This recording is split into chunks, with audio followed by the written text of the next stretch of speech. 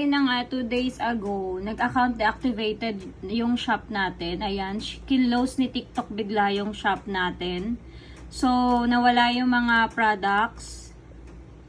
Nakakaloka, ayan. Account deactivated kasi daw, meron daw tayong 46 points actually. Bigla nilang kinlose lang yung shop. Diba meron mga 2 points lang na pag every violation. Pero ang ginawa niya is 46 points agad ang ginawa niya, binagsak niya. Ayan, 46 agad.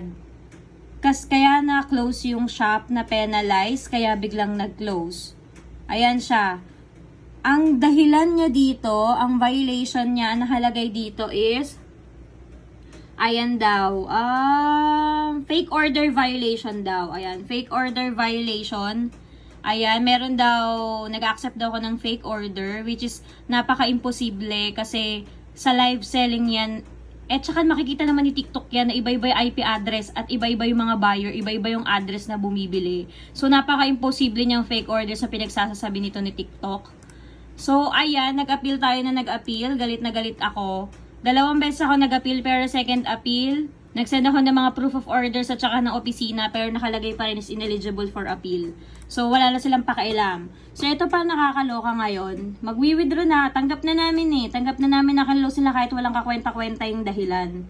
Ito ang nakakagigil. Asa na ba yun? Nag-withdraw na tayo kanina. Ayan, nag-withdraw na and then ito yung lumalabas. Ayan, withdrawal unavailable. Ni-refresh ko na din yan. Baka kala ko bug lang. Hindi. So, ayan. Hindi daw yung platform rules. Feeling ko ito yung sinabi nila sa violation. Pero which is napaka-unreasonable kasi dapat ilabas nila yan dahil napadeliver yung mga items. And then mag-raise daw sa help center. Raise ng ticket. So, nag-raise ako ng ticket and then, asa na ba yun?